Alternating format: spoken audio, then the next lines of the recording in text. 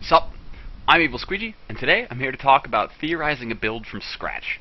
Path of Exile is a really complicated game, and there's a lot of work that goes into making a character if you want that character to succeed in the endgame. There's plenty of math, the skill tree is huge, there's tons of gems to choose from, and they all can combine in funky ways, and if you don't know what you're getting into, this can be really overwhelming. For this reason, a lot of players actually prefer to go, say, research one of the popular builds that a streamer has proven can work, or research a build that the community says at large is a great build to start with, and they'll build from there, and they'll kind of find their way through the skill tree that way. And there's nothing wrong with doing that. I actually did that for my first build as well. But once I'd gotten the hang of how to play, I figured out that I like to approach it a little differently. I like to do a ton of number crunching, and I like to do all the research I can, and I want to know exactly how the numbers are going to play with each other so that I know exactly what the implications of every decision I'm making in my character's build are. I do a lot of, I hang around a lot in the community, and I ask questions, I try and answer questions, and I try and get the knowledge flowing as much as I can. I try and learn as much as I can, and try and explain as much as I can, and that to me is a large part of the game, and it's probably my favorite part. When you want to set up a build that's all your own, and the reason you would generally do this is more the sense of reward you get for seeing your own build come together and watching your ideas succeed or fail, as the case may be. That's a sensation I don't really get when I'm playing a build that somebody else has devised. So when you start doing this, and that's what you want to pull off, what you need to do first, you have to understand the context your build is going to be played in. Are you building a race build? Do you want to build a permanent league? What do you want the build to do? If you don't have a whole ton of ideas, it actually gets fairly easier, in my opinion, to come up with a build as time goes by. But if you got something specific, like in my case, I wanted to do a pseudo melee ranger because I wanted to do a ranger that was a little different than most people's. I wanted to do something that didn't include a bow, and I still wanted to keep some flexibility about the build just in case things changed in the future. So when you've got an idea about where you want to play, do you want to do maps, do you want to just complete cruel, are you doing a race, whatever, the next step is to decide what skill gems you are going to be using for your character. The reason that this is the decision I make after I make the decision about what I'm going to be playing the character in is because in a race you don't really have the chance to mule gems from one class's quest rewards into another, and in a long-term race certain gems will be more expensive than others and so on. So once you understand what gems are available, you can start to decide which skills and support gems you want to be using. Now, this is the most important decision you can make for your build, in my humble opinion, because this is the decision that will define how your character is played.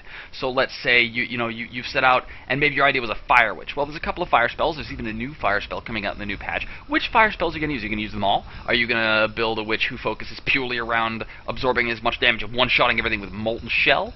Do you want to do a greater multiple projectile chain fireball spammer? Maybe you want to do something more along the lines of a firestorm totem user. So that's a dual totem build, and that's a huge impact on your character's playstyle. These are the kind of decisions that you need to make before you start to set out your passive tree, because your passive tree really only serves two purposes in this game. One is to keep you alive, and the other is to keep you alive. And that means that everything that you're going to be actively doing is pretty much the result of your skill gem choices. Now that's not necessarily 100% true. There are plenty of nodes on the passive tree that will increase your offensive capacities, and contrary to popular belief, you can take a lot of these if you have already gotten the amount of defense that you need to have. And we're going to get into how to determine that very shortly here. Once you know what skills you want to use and what kind of a build you want to put together, then it's time to start looking at specifics. For example, now that you've picked your skill gems, you'll understand a little bit more about how much mana you're going to need to be able to regenerate to sustain them, because you'll be able to calculate how much mana you're going to be spending per second. I've already done a video on that. There'll be a link somewhere around in probably that direction, maybe down. We'll figure out after I'm done recording. There's also going to be a lot of tweaking that goes on. Your first build that you start putting together on the passive tree is going to be more of a rough draft, and you're going to start tweaking and moving things around. So now that you understand which skills you're going to be using, you can then start looking at the passive tree. The passive tree is going to be serving the purposes of keeping you alive, as well as augmenting your damage where you can. Now, in my case, I specifically want my Lightning Strike pseudo-melee ranger to focus around the projectiles, but still be somewhere in close range, so maybe I'm looking at something kind of like a point-blank Lightning Strike combination, and I kind of want to get as much elemental damage as I can. I want the character to really fuel their damage off of like plus lightning damage and plus cold damage rings. Very similar to what a lightning strike ranger would, lightning arrow ranger would do. And if I can manage, one of the goals for this build is that if my build does not work out, I would like to be able to fall back on a proven build so that I at least have a high character, because I want this character to be in hardcore. I don't have somebody to be farming maps in hardcore yet. I just haven't gotten around to, because I've been making videos, I've been racing, so this character is going to be my farming character. And if my build does not work, I want it to be easily switchable to a build that will work as a backup plan. So the first thing I'm going to do is I'm going to bring up here the skill tree, and what you'll see here, I'm using the offline skill tree calculator. I will provide a link to that in the description below in case you don't have a copy of it yet. The first thing I did was I searched out elemental damage with weapons to see what kind of nodes on the tree seem to supply this.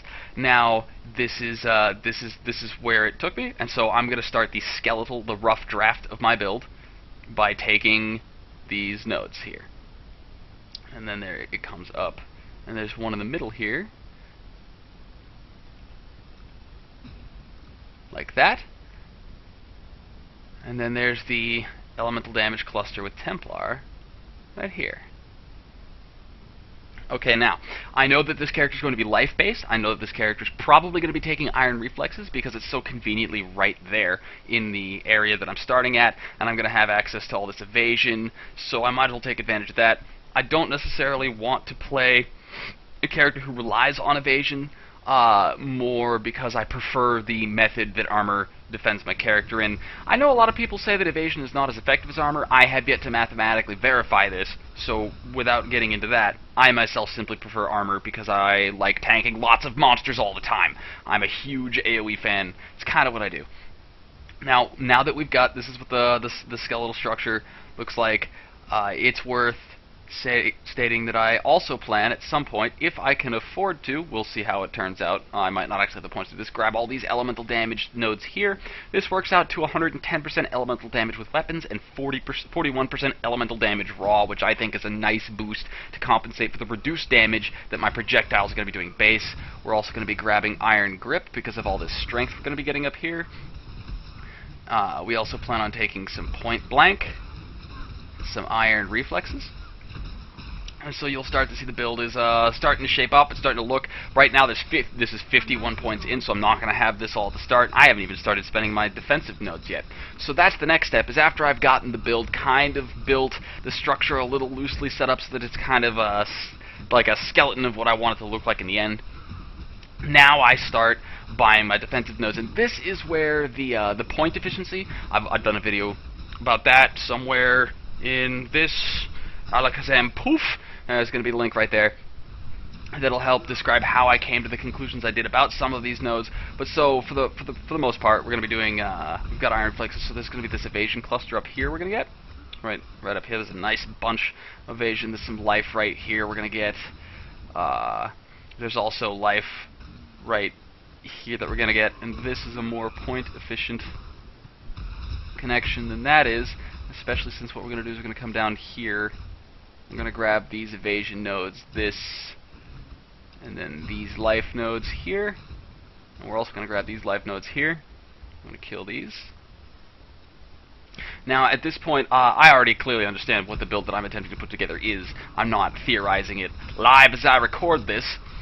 However, I spent a good probably like 5 hours tweaking and deciding exactly which points I wanted to be taking and looking at the available bits and pieces of what I was after. And this is only 84 points. I seem to be short a point. What did I miss? Somewhere around here.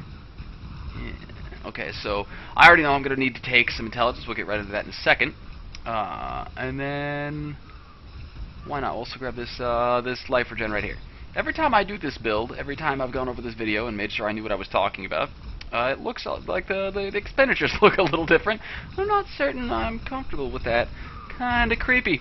Anyways, you'll notice here that despite the fact that this build is pretty much purely strength and dex, leap slam, grace, the determination, and so on, those are all the ores and stuff that I plan on using Lightning Strike, they're all like red and green gems, and so I shouldn't need a whole ton of int except for I'm taking this int node right here to pay for, potentially, Clarity while I level, because I plan on eventually taking the Blood Magic set of gems.